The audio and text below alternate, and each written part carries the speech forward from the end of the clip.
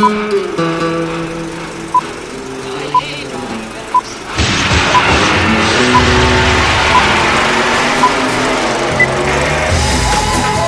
to the Reviews Without Remorse podcast with Joe and Dave.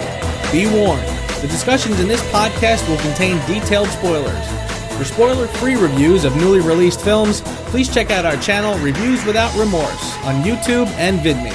Enter at your own risk and enjoy the show. And welcome to another episode of Reviews Without Remorse. I am Joe, your good buddy, along with my sidekick Dave. What's going on, partner? You know, I am really not happy with this sidekick thing. This is almost insulting. Let's try it again. Ready?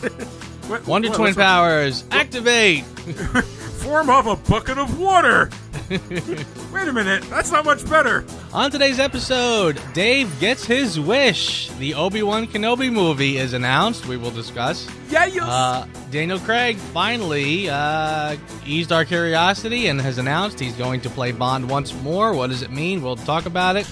The Defenders is out. Dave has seen it. He'll give us a rundown. And as if I could have prayed for a better segue into today's topic, Dolph Lundgren is in training to appear in Creed 2. Ben Kenobi? Boy, am I glad to see you. So Dave, somebody must have heard you talk about how badly we needed an Obi Wan Kenobi standalone film. You got your wish, my friend. I tell you, people in Hollywood, they should just hire me to pick and choose, because this is the movie that people are going to want to see. I'm telling you, this is going to be interesting, because if it starts with him kind of walking away from Lars and Owen and into the desert thinking to himself, well, now what do I do? That would be just like an awesome start to me.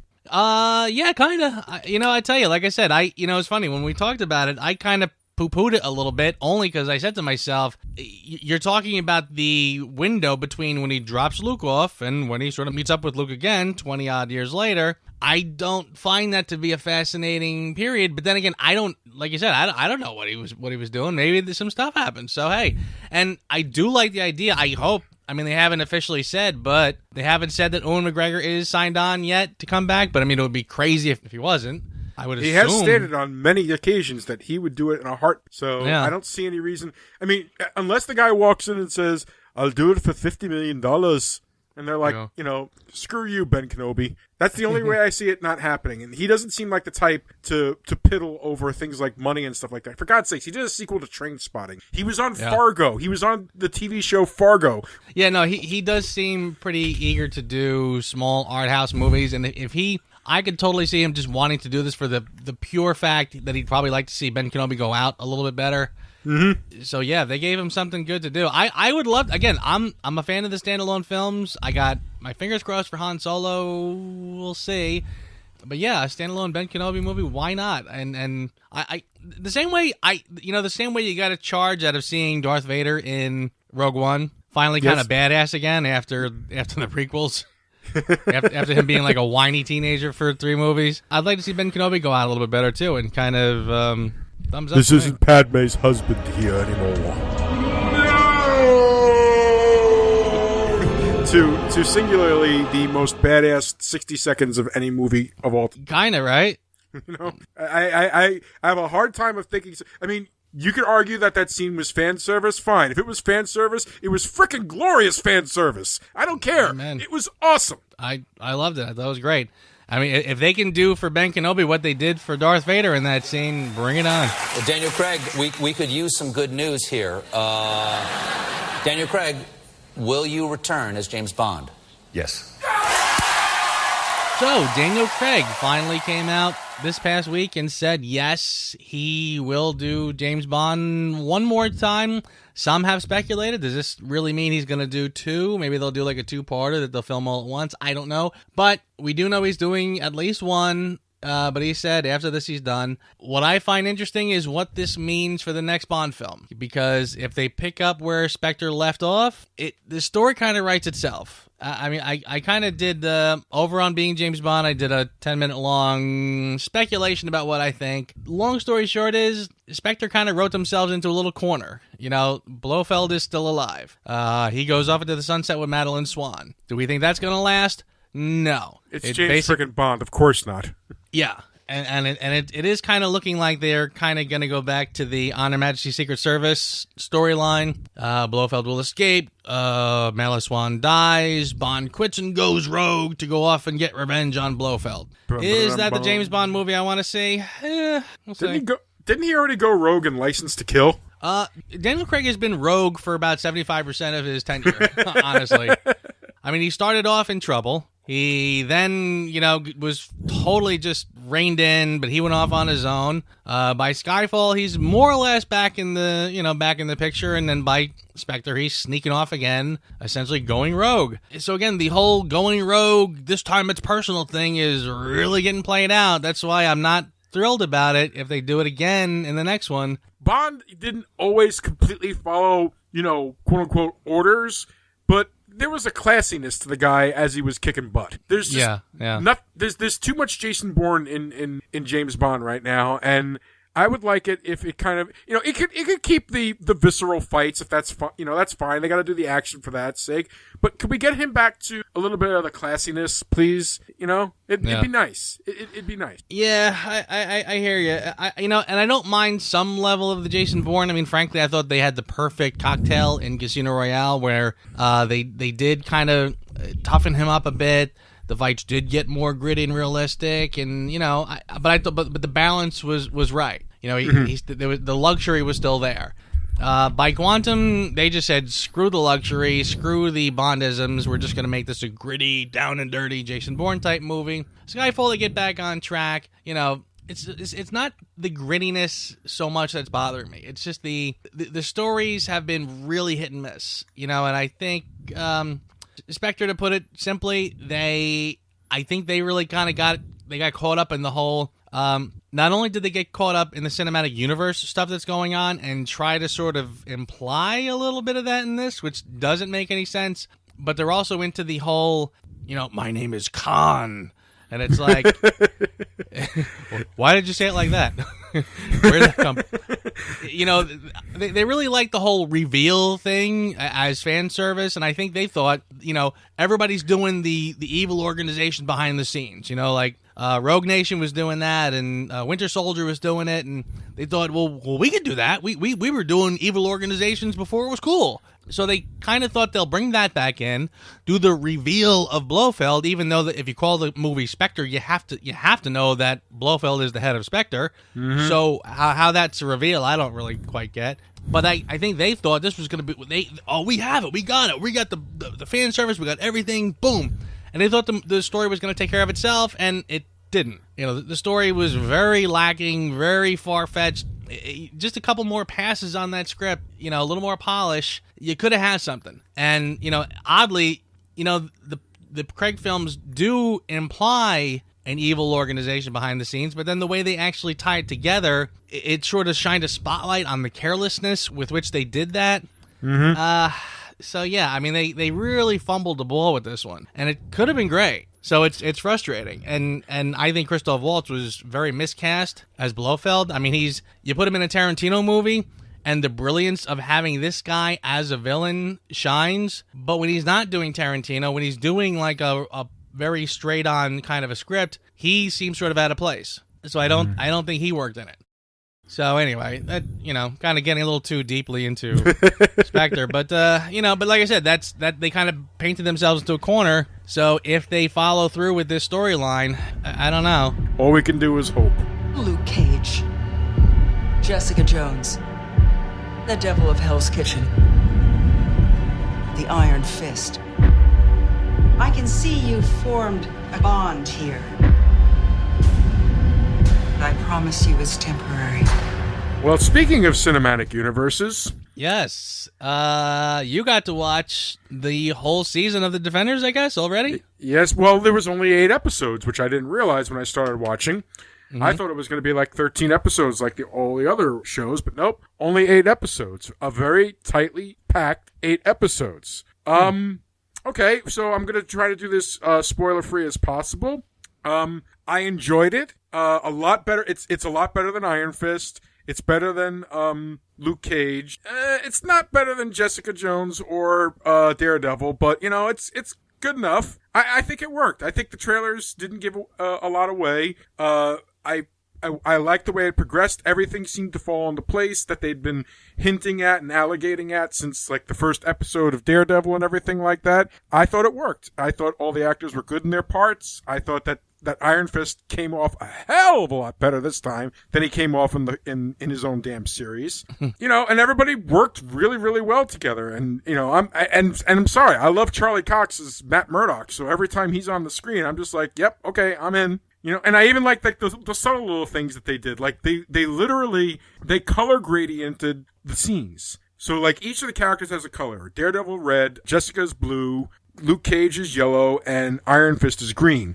And whenever a scene is, you know, about that particular character's particular plot, but the character isn't necessarily in the scene, there's always like a shade of their color in the background or something like that. Really cleverly done. I kind of got a kick out of that. Okay, yeah. I like that. All right, good. Yeah, but yeah, I thought the ending, well, the ending was a bit predictable. I kind of saw where it was going to go, but it was enjoyable nonetheless. It leaves some interesting possibilities open. The Punisher did not appear in it, just, you know, so that we're clear. The Punisher did not appear to it, but if you wait through the credits of the last episode, you see a teaser for the Punisher, and oh my god, does that look amazing! Oh boy, okay, all right. I will resist the urge to fast forward to that. You should probably sit down and watch the series. It's not a terrible series. They did good, but you know, that's the thing. They did good. It's not, yeah. I'm not going to tell you've got to start watching this first thing tomorrow. I'm saying they did good. Okay. I'm still only halfway through with Luke Cage, so I still got a little ways to go. Oh my god. Yeah, you gotta move, man. I must break you. Wow, were we handed a segue or what? Just today. Just today, an article came out on, it was Joe Blow, I guess? I think it was Joe Blow, yes. Dolph Lundgren, there was some video of Dolph Lundgren working out in preparation for his appearance in Creed 2. Now, I'll just say this. When I first heard about Creed, I was like, no, they're not really. But you know what? It worked. Holy cow, did it work. So here I am again, which we'll get to, yeah, real soon. And here I am again saying, what, you're going to bring Drago? No. But you know what? Crazier things have happened. We have no idea in what context he's coming back in. Yeah. We should like wait, you know? Well, we don't know who's who. We don't know who's fighting who yet. But apparently Drago's son is in the story in some capacity. So basically now is Creed's son going to fight Drago's son? Frankly, I'd love to see him just fight Drago. I would love that. I mean, we just had a Rocky Balboa where Rocky went back into the ring and fought a younger guy. Why not have Drago? And I mean, he's getting old, but he's not bad. I mean, you know, Dolph Lundgren's been in all the Expendables. He's still in great shape. They showed him working out. The guy's he's still got it together. And you know what sort of flashed in my mind even? This is gonna sound like way out in left field, but Kill Bill 1, where she takes out Vivica Fox and the daughter is standing there. And she says, if you want your revenge, you know, you come find me when you're ready. Exactly, yeah. I'll be waiting or something like that. Like, just so you know, she had it coming. But if you ever want to settle it up, I'll be waiting. That sort of popped into my head. And I was like, could you imagine, you know, Creed's son going out and fighting Drago? I mean, it actually would be the field would be a lot more level because Drago's a lot older. And I don't know. I mean, I'm sort of like speculating wildly about what this could be. But you know what? Like I said, they've been hitting homers so far, so I don't know. You know, the one constant through all the Rocky movies, at least thus far, is it's almost become your mantra throughout the reviews, and that's nothing is wasted. And that is actually very true as of up to right now. You know, every single little thing, even the things that you don't think are significant, do kind of have a significance later on. Except for one thing, but we'll get to that. I'm sure there's a reason for it. Maybe, I don't know, maybe there'll be a reunion of sorts. Maybe Ivan Drago and Rocky will actually be friendly. Who knows? That would be a twist. Yeah. I mean, again, you're talking about such a weird... I mean, Drago has to be the weirdest character in the entire franchise. Yeah, anyway, I'll just close this part out by saying it just seems so wild and out there that it just might work. Today, the Soviet Union has officially entered professional boxing. He would like to compete against anyone who's qualified. Drago is the most perfectly trained athlete ever. Rocky IV, the montage. Rocky IV, the MTV music video. After Iron Man Drago, a highly intimidating 6'5", 261-pound Soviet athlete, kills Apollo Creed in an exhibition match, Rocky comes heart of Russia for 15 pile-driving boxing rounds of revenge. I don't know where you're getting these synopsises from, but they're excellent. Yeah, Rocky IV, boy, here we go. We're here. We're finally here. Yeah. The first three, we said all along, the first three, solid, good. As far as I'm concerned, all three were really solid films, really hard to take pop shots at. And I said, Rocky III kind of just delves into that action hero genre a little bit, but just enough of a shot of adrenaline to really sort of escalate that film. Here's where we just go way the hell off track in the left field, and it's gonna be a weird one. Yes, this is where Stallone goes full Marion Cobretti. Yeah, this is the heart of his action days, boy. Yeah, I mean, to put this in context, it's funny. Now, a lot of people would probably say, or love to say, well, this is the Reagan era, and this is Reagan this, and Reagan that. I kind of could care less about that, but I mean, it is worth pointing out. I mean, this is I want to say the heart of the Cold War, but it's really toward the end of the Cold War. But yeah, it was a big deal. The Cold War was a thing at that point, and the fact that Reagan was sort of taking on the Soviet Union it was a factor. But also combine that with the fact that Stallone is really sort of coming into his own as an action hero. Now, between Rocky 3 and 4, you had First Blood, which was the first of the Rambo franchise, and then a couple years later, he does Rambo 2, which is just a full-blown, full-charged action film. Straight up action. Yep. He is the quintessential 80s action hero. Ripped as all hell, bandana, machine guns in his arm. That is a franchise we will have to touch on next year, as far as I think. Oh, no, we're definitely hitting the Rambo franchise for sure. Yeah. So anyway, here he is, the top of his game. Rambo was a phenomenon. It was a cultural phenomenon in the summer of '85. And from what I understand, basically, as they were filming Rambo 2, Stallone is spending his nights drafting out the script for Rocky IV. And again, still going to capitalize on the us versus the Ruskies angle. And there you go. So you get Rocky IV. That is the longest caveat to justify this movie I've ever heard. Well, I mean, it is, but the context I think is crucial, really, when you look at this film. Then again, I'm not even usually that. You're right. I'm not usually that concerned with the behind-the-scenes stuff of a movie, and I shouldn't have to preface what's on screen is what we review, and that we will.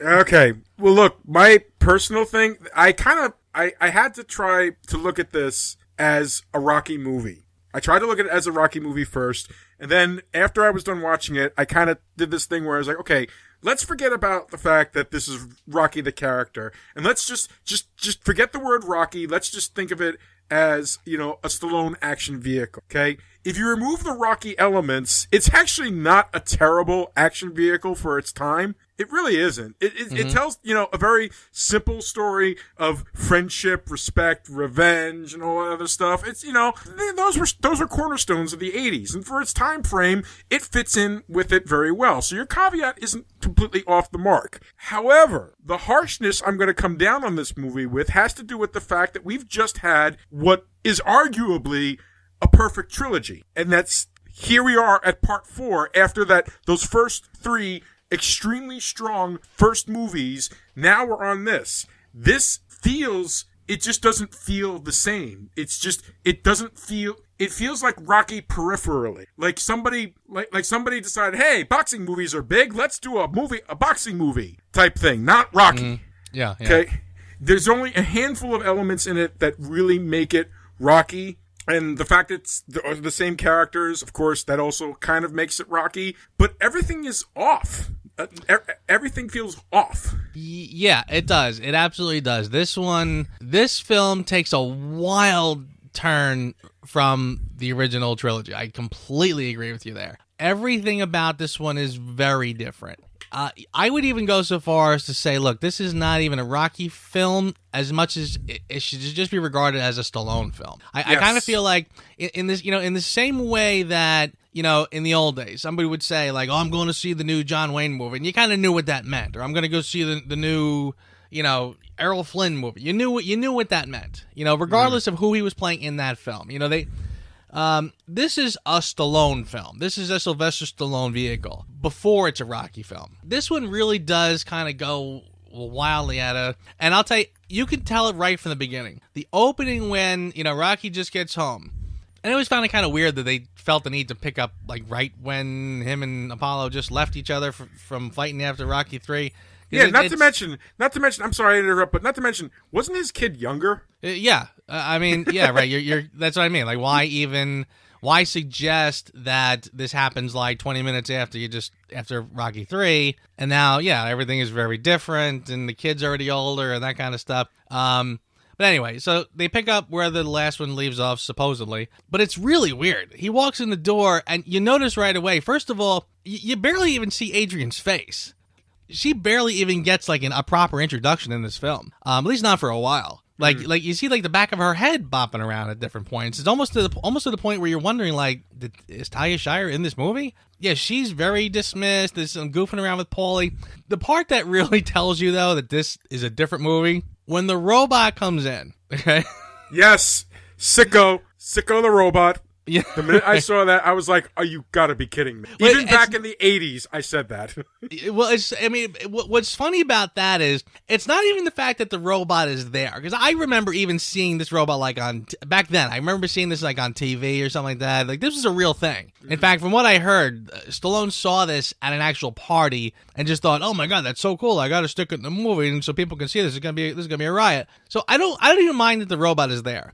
However, remember when we were talking about Spider-Man 3, and I said the emo jazz scene, and I said it's not even so bad that Peter Parker becomes the emo, goofy weirdo, but when the film starts to cut and play along with it, that you start to say, wow, they're not kidding. They're really going to sell me this, right? In this movie, same idea. It's not even so bad that the robot shows up, but then they do the music.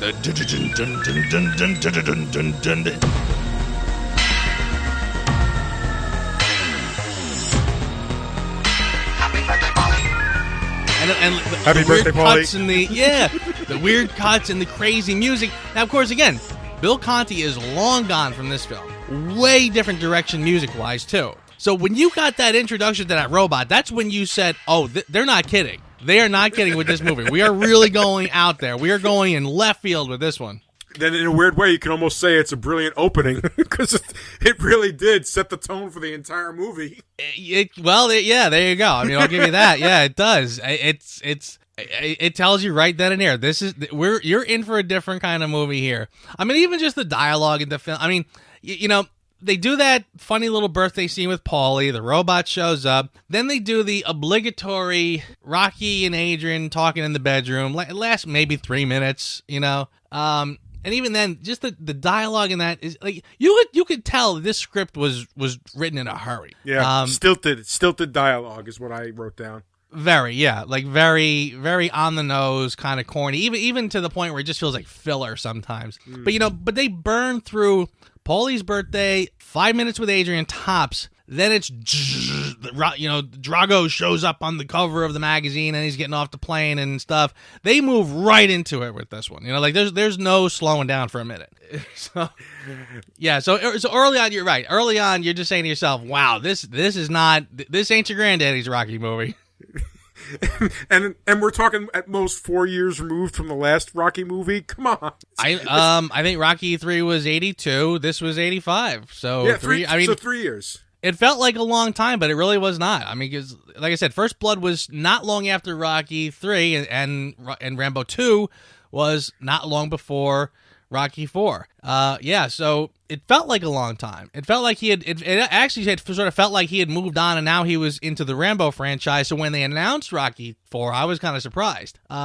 But yeah, no, it wasn't that long later. But yeah, it's a wild departure. I'll tell you what. This is when I feel like we're gonna start to get into the like. Every time I think about how I'm going to talk about this film, I feel like there's very obvious analogies that I'm going to make. You know, the obligatory. Some are sirloin steak and some are cheeseburger, but it's the best damn cheeseburger you're gonna have. You know. Or, you know, I was thinking to myself, like, the way we would judge the Star Trek films. I mean, you would say, like, some work as classical films, some work as rock and roll. Rock and roll, yeah. This is how I look at this Rocky film. I look at Rocky IV and I say to myself, now, how do you objectively judge this film? If you judge this as a sequel in the Rocky franchise, a Best Picture winning film. If you look at it in that context, wow, is this a failure? I mean, this thing got Razzie. This had the Razzie Awards people just jumping out of their seats. They just could not wait to just throw Stallone under the bus. Worst movie, worst actor, worst everything. But if you judge this film differently and say as a fun popcorn movie,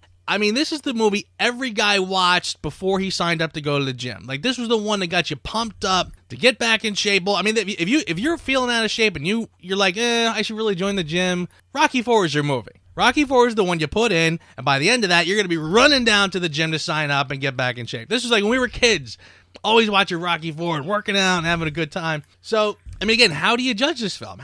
This was a box office smash. This was, Stallone had, of the top 3 films in 1985, Stallone's got 2 of them. Rambo 2 and Rocky 4 were the second and third highest grossing films of that year. Mm-hmm. Yes, yes, I know. so how do you penalize it? How do you poke holes at it when it was such a stellar success? And again, I remember saying in Rocky 3, I said, Stallone is really honing his craft. He knows how to do this. Now this one, he could just do it in his sleep. He knows the buttons to push to get people riled up, excited, and like I said, I feel like this script was just rushed through. He got it as quickly as possible to get this done by the end of '85, and around Christmas time of '85, this came out. Just after Thanksgiving, actually, yeah. Yeah, and he had a stellar success. I mean, he knew like I said. At this point in his career, he says, I know exactly what to do. I know what buttons to push. Boom. And this thing was a phenomenon. So it's going to be weird talking about this film and figuring out how to judge it, what to call it, how to define it, and, is it good or not? Okay. I'm going to come out and say it. It's just okay. That's it. Good night, folks. Thank you. Seriously, it's just okay. I mean, it's like I was saying earlier. If you judge it as like an action movie of the 80s, it's got all the elements there that you need. As a Rocky movie, it's terrible. So trying to figure out which direction to judge it in, all you can do is just say, okay, this is a sequel to a Rocky movie. It has to be judged as a Rocky movie. And as a Rocky movie, it ain't good. It ain't Rocky 5 bad, but we're going to get to that. But that's where it gets weird, because again, now you just said it's not as bad as Rocky 5, but Rocky 5 tries much harder to be a classic Rocky film and fails. Now again, I'm not going to fast forward, but here, yeah, it looks less like a Rocky film, yet it succeeds on many more levels than 5 does. It does. It mostly succeeds in that, by the shoot, how do I do this without it's hard, right? Talking about 5. All right. Here's what I'm going to do. Let me go through a couple of my notes. Mm-hmm. Okay, you've got arguably the onest dimension of Russian villains that have been put to movies probably since Rambo 3. And Rambo 3 hadn't existed at the time. Okay, you've got directing that is just literally filler. I mean, 5 montages. There were 5 montages in this movie. I texted you. That's how amazed I was. I almost forgot. Are you including like James Brown's full song as one of those? I was smiling so much during that scene that I just couldn't. I couldn't ding it as a montage. It's like it's James frickin' Brown. Yeah. There was pure. It's a great. Yeah, it's awesome. I mean, love it. But also, if you think about the character of Apollo Creed, it is such an Apollo Creed thing to do. So it wasn't out of character for Apollo to be like, I'm going up against the Russian. I'm getting James Brown to sing about America. I agree with that. I do agree with that. He is there as an entertainer before anything else. Right. He's out there. He's looking for respect, and he's trying to have a little fun while he's doing it. Yeah. And of course, it ends tragic. But then then we have a lot of the character missteps. We've got misstep number 1. All right, Adrian. Adrian was basically pushed aside for most of this movie. Okay, and here's a giant misstep that I wouldn't believe Rocky would ever do. When Adrian found out about the fight, when the press asked her about it, I was like, no. Yeah, I don't buy that for a second. And then even worse, later on when they're talking about it and she screams at him, "You can't win!" It's like, again. Yes. No. Yeah. You were absolutely 100% correct. And I had the same, it's funny, as much as I said in our first 3 reviews, I said, I'm loving rediscovering these films again, rediscovering how great they are, feeling like I'm watching them for the first time. I did not get that feeling watching Rocky IV. It's probably just because I've seen it so many times when I was a kid that I could probably recite the entire movie. That I really didn't get that sensation again. I just felt like I was watching Rocky IV again. But yes, the idea that he would go ahead and plus, by the way, there are also a lot of cut scenes from this film. Apparently, I don't know if this is true, there's like a whole hour cut out of the original first cut of this film. I don't know if I believe that necessarily. I do know there were a lot of cutscenes. There's one scene in particular where he goes in front of the boxing commission to try to get them to sanction this fight, and they basically just say absolutely positively not. He's had one professional fight and one man is dead. Which even leads to him actually giving up the belt. He actually has given up the championship title in order to fight the Russian. Right. And that all gets brushed aside, and you sort of see it as like a quick newspaper clip just to montage that away. Because again, they're just chewing the runtime out of this thing to get as many viewings as possible. So yeah, the idea that Adrian doesn't even know this is going on while he's doing all this is not only, you're right, it's very out of character for Rocky, and again, now we're kind of getting into lone action hero stuff. Action hero who's a little more Rambo-ish, goes it alone. So I totally agree with that. And then you're right, the fact that she's screaming at him, going, "You can't win," that ain't Adrian either. This, Adrian in the last film is saying, "You can do it, you can do it." Now again, Adrian has kind of been back and forth too. I'll tell you this too. After I guess it was Rocky II, I talked to my brother Mike, who Mike is the guy I'm always talking movies with. He knows more than I do about movies, and his insight, is absolutely incredible. And he was saying, when you brought up the thing about Paulie being so different in Rocky II, Paulie's character tends to just sort of be whatever they need Paulie to be at that moment, if you think about it. Yep. He's different in every film, kind of. This one, I'll get to it more later.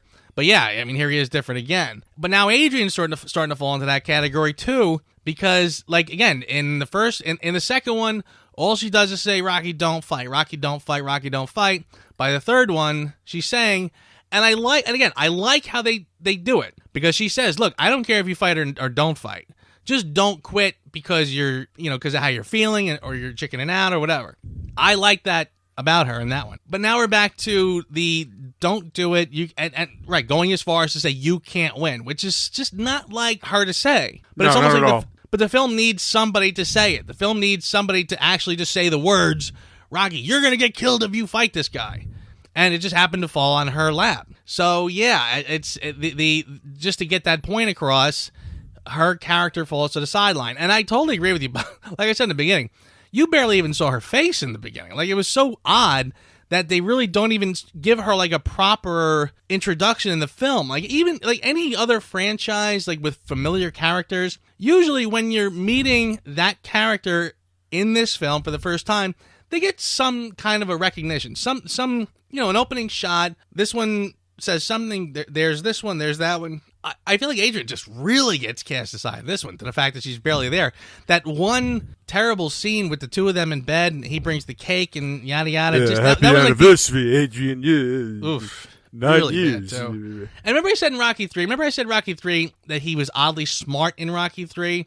And again, it's not that I had a problem with that one, but this one again, he's going back to talking like Rocky. And I don't know, like he was trying to step back again, and I don't know. I think he thought it served his character well, because again, Rocky, Apollo is the one, it's us against them. I don't want these Russians coming in there and making us look bad. And Rocky's kind of blissfully ignorant of the whole thing. Rocky's not about politics. And, I think what Stallone was trying to do was say, like, Rocky was naive about politics, but now it's been thrust on him because he sees how no good these rotten Russians are. So anyway, yeah, so everybody's character really does sort of take a beating to get them to where they need to be. Paulie's different. Adrian, Adrian, honestly, she's a glorified cameo in this film. The son has better screen time with Rocky than Adrian does. Really does. I mean, seriously. Or just as much, frankly. Yep, pretty much. It's a hard movie because, on the other side of the coin, there's a lot about it that I liked. There is things about it to like. The fight scenes, again, are very engaging and fun and scary, in fact, sometimes. I mean, yeah. You hear the stories about how he told Dolph Lundgren to really pound on him, and brother, you could see it. Oh, sure. It's just brutal. Stallone was in intensive care. He's at one point, they were fighting. Dolph Lundgren punched him in the chest so hard that his heart swelled. His heart would swell, and there was blockage, and he had to go. They rushed him to the hospital. They had to fly him from Wyoming to like Los Angeles in a low altitude because if they took him up too high, the swelling would have gotten worse, whatever. Yeah, and it's funny. I mean, they said to him, like, this what you have. Usually we see this in car accidents. This is people getting hit in the chest with the steering wheel. And he's like, so I'm like, have you seen this guy? He is a car crasher. It's neat that they remained friends through the years, at least to the point where he had him on the Expendables and stuff. But no, I mean, and I'm going to give a little bit of props even to Dolph Lundgren. I mean, okay, fine. He's a one-dimensional character. He doesn't have a lot to say. But, every once in a while he gets, when he's being lifted up and James Brown is coming out, the look on his face is priceless. It's like, what the hell? And and I read about that too. And they were saying like that was his first real acting job. And they said like a lot of his expression is pretty genuine because he's kind of can't believe what he's saying. He said something like, I didn't really have to do much acting. He's like, because a lot of that was just me really saying like, oh my God, this is crazy. Still bagging on the other stuff. It's like, then you had the whole Bionic Man montage with him and stuff like that, where it was like all these dials and doodads and so on and so forth. It's like, I'm watching it and I'm saying to myself, what the hell is all that monitoring? What is it even doing? It looks like somebody just threw some computer parts on a freaking record player and turned it. Seriously, yeah. So you're right. Some of those shots where they show him like, they have like teams of scientists like in the room. Like there's like at one point you could see like 10 guys in lab coats standing around like looking at monitors and things, whatever. And it's like, what could they all possibly be doing?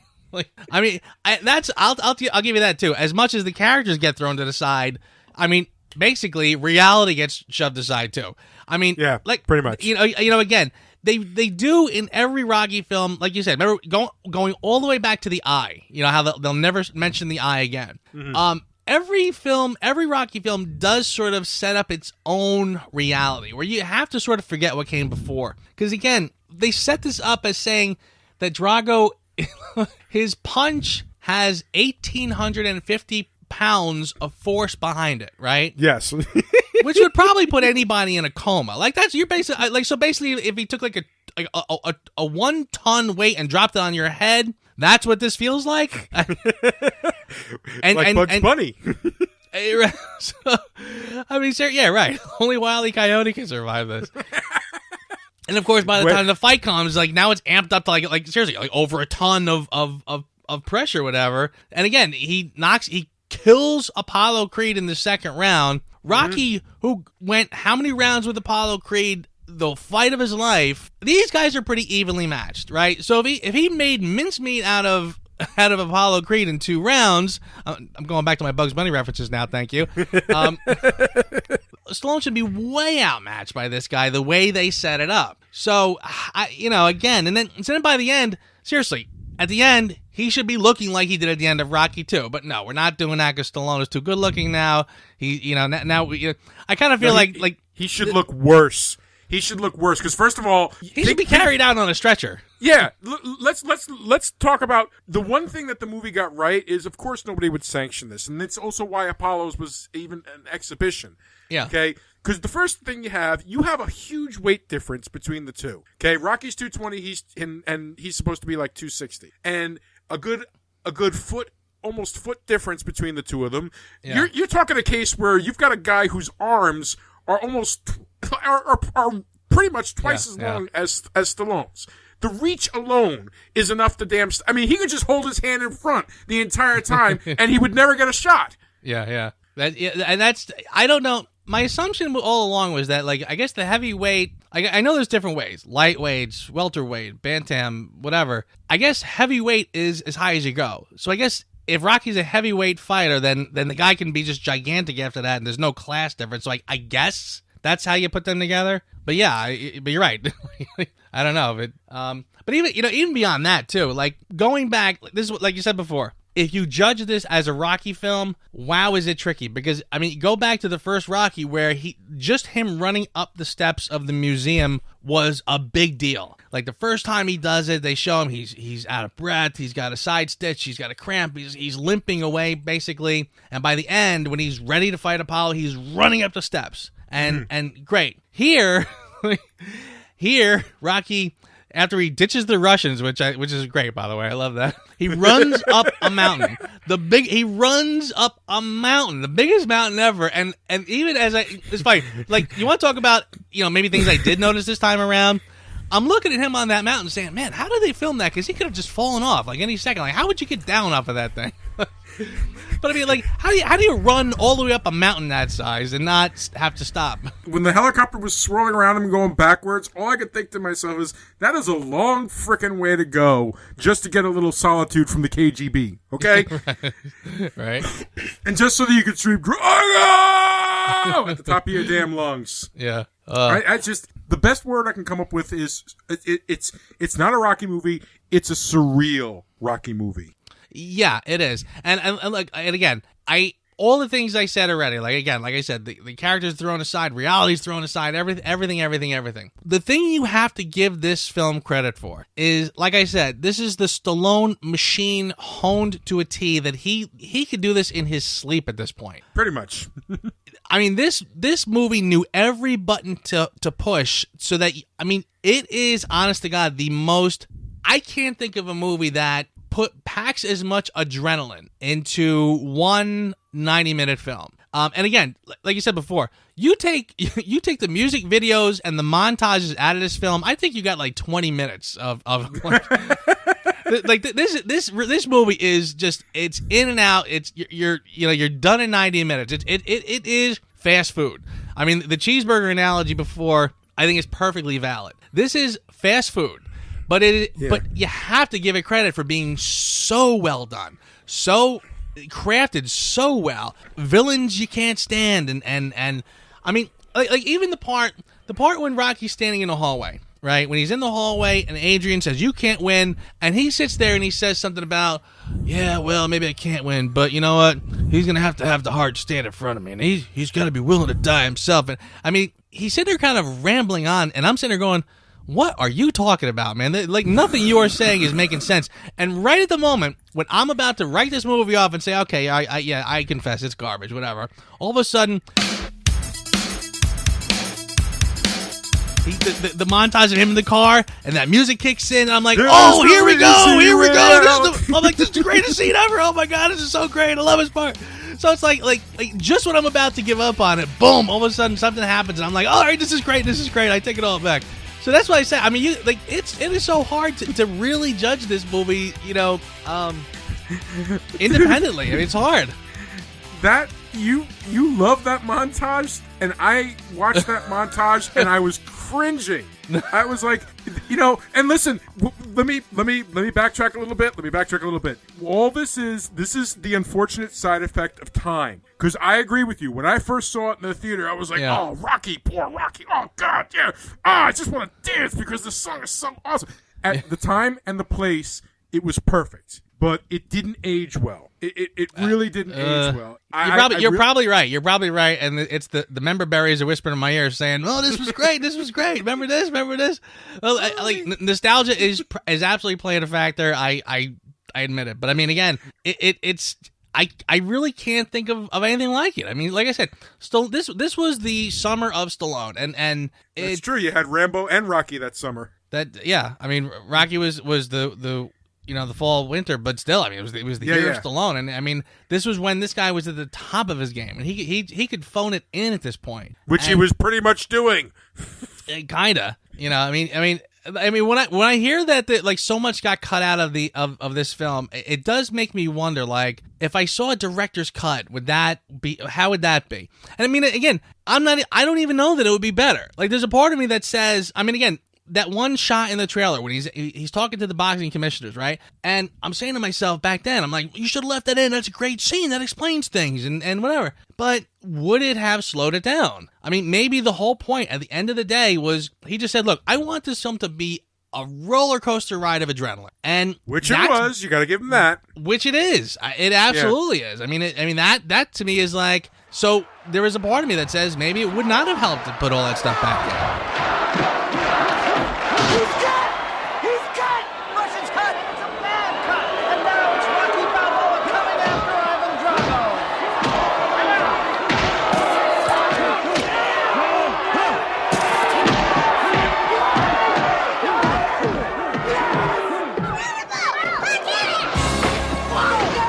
Credit really should be given to Stallone again for direction. Now, again, like I said, this is not the earlier Rockies, but when you think, like, the shot that always sticks with me is the right before the final fight with Rocky and Drago. Rocky's already in the ring.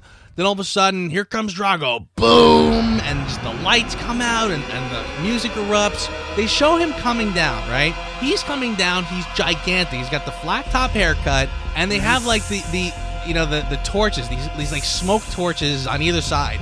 And all I can think of, and of course the soundtrack is going like, like this industrial, this factory sound effects, whatever. And when you watch him come down, the mental picture that you're thinking, he looks like Frankenstein.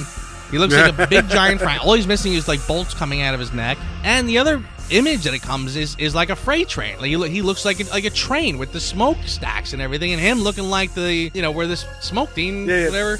I mean, and I'm saying to myself, that really takes some work. That took some thought and effort into the imagery that this film conveys. Making him like this unstoppable thing really works. Like, I mean, you have to give him that. I feel like at the end of the day, like, again, as much as there's as much as I want to applaud it for this and then dismiss it for that, you really do have to sort of give credit to like things like the imagery and even, like I said, even as I say, like, reality sort of goes to the sideline here, you really do have to give it to him. I mean, again, like, they show him working out with all the high-tech equipment, right? He's inside, very sterile, in high-tech environment. Rocky's, what is he doing? Everything with him is out in nature. He's running outside. When Drago's looking all punching, rugged with his new beard and everything. Yeah, right. He, like, when Drago's inside punching, knocking a guy out, as he's falling, Rocky is chopping down a tree. The tree is falling. I mean, the whole nature versus machine thing. I mean, they really play that to the nth degree, and it's successful. I mean, you really have to give it credit for that. Again, I can't give it anything as far as, character-wise goes. I mean, every scene in this film with just two characters talking to each other usually has something cringy in it, Right before Apollo is going to fight and they're just still in the dressing room, whatever, and he says something about, I feel like I could eat nails, and Stallone goes, I never tried those things, snails. He's like, and nails, stallion. Like, and you're kind of like that, like very, very cringeworthy stuff. So again, writing wise, I got nothing for this. I can't give it anything for that. I mean, as far as just dialogue, people talking, people interactions, none of it makes sense. And even the things they try to allude to, like they try to allude to themes like he says, no, we can't change anything, Stallion. We got to go with what we are. So then Rocky picks up that mantle. We can't change anything, Adrian. We got to just go with what we are. And at the end, if I can change and you can change, everybody can change. Again, another like groaning, Stallone speech, at the end of the movies, like he was into at that point. None of that works. None of that works. And even the part when Apollo says, like, you might not know now what this is about, but you will when it's over. And then at the funeral, he says, I didn't understand that back then, but now I understand. And I'm going, what do you understand? What do you possibly understand? It's like anything spoken in this film, as far as I'm concerned, falls flat. This film succeeds in imagery, in style, it does. Again, I always say, if the film does what it promises, if it delivers on its promise, I have a hard time picking on it for that. Like I said, if this was not a Rocky film, it's almost like the fact that it is a Rocky film is part of the promise, and that gets broken. But on its own, this film delivers something that it set out to do, and did it like no other film. And as far as I'm concerned, there's nothing really since then that is quite just for the sake of adrenaline, just for the sake of that punch in the arm, like that excitement. This film delivers on that level like nothing else. So like I said, there is the sirloin steak, and that is Rocky 1. There is the magnificent cheeseburger. That is Rocky 4. You're right. I will give credit where credit is due. From a technical standpoint, it does what it sets out to do. It keeps the promise of its own movie. But I mean, remember, it's because it started the movie by lowering your expectations. It took you, it showed you the end, with the fight between him and Apollo. And the minute the robot shows up and the music starts playing from the wonderful Vince DiCola, which, by the way, I just need to point this out. The guy who does the music in this movie, his name is Vince DiCola. The other big movie that he did was next year, he did the soundtrack for the Transformers movie. And he gave the same exact theme that Drago has to Unicron, the big bad guy in that movie. So, man doesn't really have a lot in his wheelhouse, obviously. And not to sidetrack you, I read that the only reason Bill Conti did not score this one was because he was busy doing the Karate Kid films. It was like in between Karate Kid 1 and 2. I kind of find that hard to believe, because I can't imagine anybody else scoring this film. I can't imagine... I'm trying to imagine the conversation that Stallone would have with Bill Conti saying, okay, remember all the stuff you did for the first 3 Rockies? Forget all that. I want high-tech industrial, factory sounds and what? So I don't know. I don't know what the truth is, but yeah, I can't imagine this film with any other score. No. Yeah, it works here, doesn't it? I appreciate what you're saying. I do. And I can't ding it too much in the respect that, yeah, okay, sure. It's a product of its time and it works in so many ways, but I didn't love it. I didn't love it. I tried. I really did try to love it, and I couldn't. I couldn't love it. I enjoyed it, which is weird. Here's the weird part. I enjoyed it, but I didn't love it. If you're using the hamburger analogy, to me, this is a cheeseburger. This isn't even a Big Mac. This is just a cheeseburger from McDonald's. Oof. Okay. All right. My own personal opinion. What score did you give it? What did you give it? I'm gonna give this one a 7. Okay. Like I said, it's not on par. Just as a film goes, again, like I said, I think it delivers on its own. It does what it wants to do.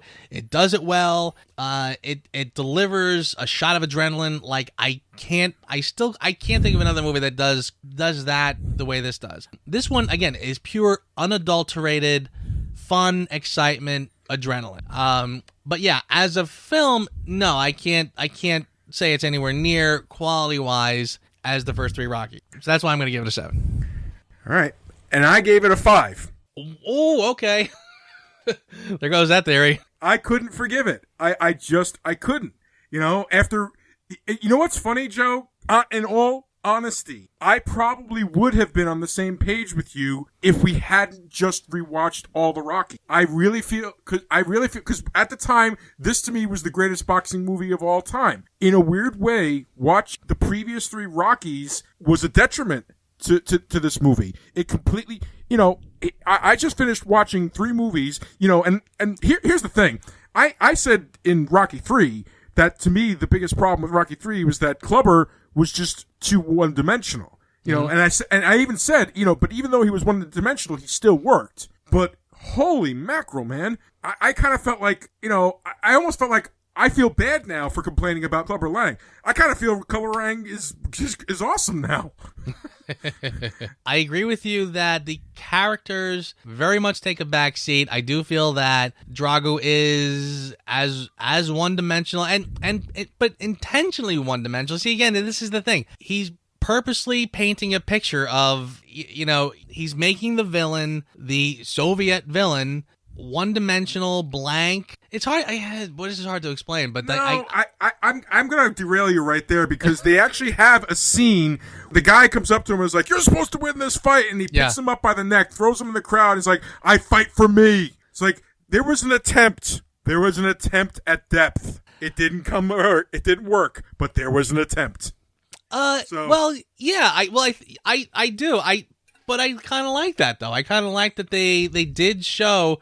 I mean, the vibe that they're trying to give you all along is that he is sort of under control. Like, he can't speak freely. He cannot. I mean, there's time. I mean, again, he purposely doesn't talk. I mean, they make him look like he's like drugged up in some scenes. Like, he's just sitting there high on dope from all the steroids. So the fact that they did give him that sort of breakout moment where he expresses some anger, I thought was good. I thought. I mean, again, not nearly enough to call him a fleshed out character.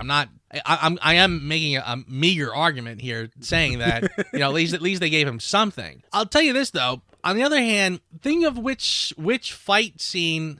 actual fight scene in the franchise is the best one. And this is I totally throw my arms up as I'm saying this and say I know this is a meager argument. Which film has the best fight scene of all? The best fight scene of all. The fight in this one was damn good. I will grant you that, but I don't know necessarily if it was the best.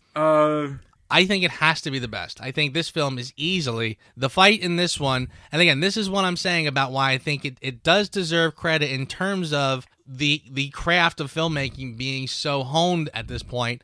I think the fight in this one is easily the best one. Now, again, the first one, different. These are, again, they're different films. So it's not even a fair question per se. But again, even in Rocky 3 is the only one that fight happens in real time. It's not a montage of different rounds getting montaged together. Rocky 2, it's 2 rounds and it's all in real time. The rest are all montages. As far as that goes, I think you have to give it to Rocky 4 as being like just the most hard-hitting, visceral. I mean, again, there's shots where they're punching each other in the face. Slow motion shots where they're like genuinely punching each other. And wow, do you feel that? So, and again, I'm not trying to say that means this is a better film or as good a film as any of the others. I'm not.